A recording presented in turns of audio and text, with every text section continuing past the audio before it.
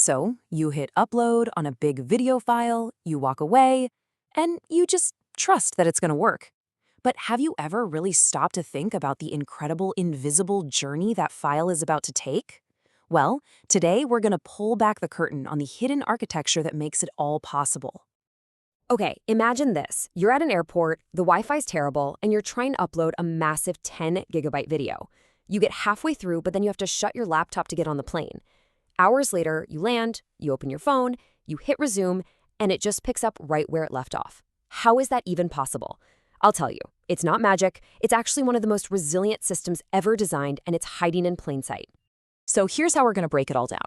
First, we'll bust the simple myth about how uploads work. Then we'll walk through the real pipeline, step by step. We'll get into why this is such a tough engineering problem, uncover a really surprising link between two platforms you use every day, and wrap up with a key insight about how all great systems are designed. All right, first things first, let's talk about the simple upload myth, the way most of us picture it happening, which is, well, completely wrong. You know, we tend to think of an upload as one giant file just flying through the internet pipes from our computer to a server. But that model is incredibly fragile. I mean, think about it. One little network hiccup, a Wi-Fi drop, and the whole thing would fail. You'd have to start all over again from zero. The reality is so much smarter. It's a system that's designed from the ground up, expecting things to fail. So what is really going on behind the scenes? Let's trace the actual path of a modern upload, piece by piece. At a really high level, you can break the entire process down into three main stages. First, you initiate a session. Second, you upload the file in tiny pieces. And third, you complete the process by putting those pieces back together on the other side. So the process doesn't even start with your file. The very first thing that happens is your device asks the server for an upload session.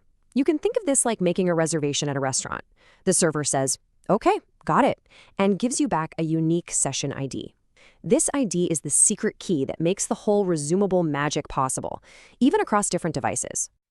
Now, instead of trying to send that whole 10 GB file in one go, your device does something really clever right there on your machine. It takes a digital knife and slices that massive file into thousands of little, manageable chunks. So a 10 gig file might become something like 1,200 individual 8 MB pieces. And this idea, this chunking, is an absolute game changer. Here's why. If your connection drops, you don't lose gigabytes of progress. You only lose the one tiny piece that was flying through the air at that moment. It also lets your device send multiple chunks at the same time to max out your internet speed. And it keeps your browser or the server from getting totally overwhelmed. But wait, how does the server keep track of thousands of these little pieces, all arriving, maybe even out of order? Well, it uses what's basically a digital checklist.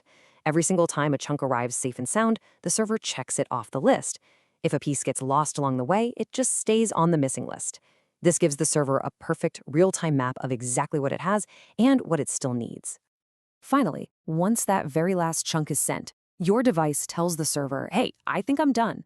The server looks at its checklist, confirms every single piece is accounted for, and then it reassembles them, like a giant puzzle in the correct order, creating a perfect copy of your original file. But believe it or not, the job is still not done. As soon as that file is reassembled, a whole bunch of powerful background processes kick into gear. Transcoding converts your video into different resolutions, like 1080p, 720p, 480p. Then, replication copies all of those versions to a global network of servers, a CDN, to make sure it plays back fast for anyone, anywhere in the world. All of this complexity, all these steps, they exist for one really important reason. Uploading a file is a fundamentally harder engineering problem than downloading one. The real trick is the art of handling failure gracefully. A truly robust system has to expect total chaos. I mean, what if a chunk just keeps failing over and over? What if your Wi-Fi dies completely? What if your browser crashes? Or what if you start an upload on your laptop and you realize you need to finish it on your phone? The system isn't just built to react to these problems, it was designed from day one expecting them to happen. And this right here is the absolute genius of the design. When your connection comes back, your device uses that original session ID to check back in. It just asks the server, "Hey, what's still on your missing list?" The server sends back its checklist, and your device gets right back to work, sending only the chunks that got lost. You never, ever have to start from zero.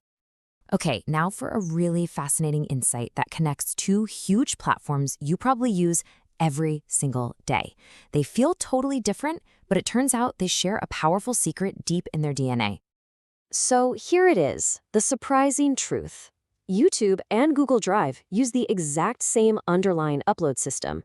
That super robust, session-based chunking pipeline that we just walked through, yeah, it powers them both.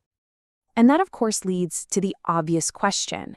If the upload process is identical, why does using YouTube feel so fundamentally different from using Google Drive? Why does one feel instant and adaptive, and the other feels solid and precise?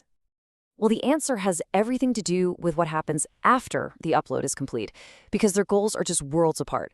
YouTube is a streaming engine. Its purpose is instant, adaptive playback. So the moment your file is assembled, it kicks off this massive workflow to transcode and distribute it across the globe. But Google Drive is a storage engine. Its goal is perfect file fidelity. It takes your original file, preserves it exactly as it is, maybe generates a little preview, and its job is done. And this brings us to one final, really powerful insight about how all these amazing digital systems are actually designed. There's a line from the source material for this explainer that just puts it so perfectly. Architectures are shaped by constraints, not imagination. The invisible systems that we all rely on, they're not really designed in a vacuum. They emerge directly from their core purpose. YouTube's architecture is built for speed because it absolutely has to be fast and global. Google Drive's is built for fidelity because it absolutely has to be accurate and reliable. They share the exact same starting point, but they follow completely different paths, each one perfectly shaped by its ultimate goal.